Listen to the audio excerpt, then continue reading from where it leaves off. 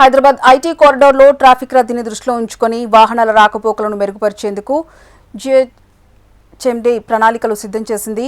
ఇందులో భాగంగా ట్రాఫిక్ పోలీసుల సూచనల మేరకు గచ్చిబౌలి సమీపంలోని మై హోమ్ అవతార్ జంక్షన్ దగ్గర ట్రాఫిక్ రద్దీని తగ్గించేందుకు కొత్త యూటర్న్ ఏర్పాటు చేస్తున్నారు. దీనిపై మరింత సమాచారం మా ప్రతినిధి ప్రియాంక అందిస్తారు.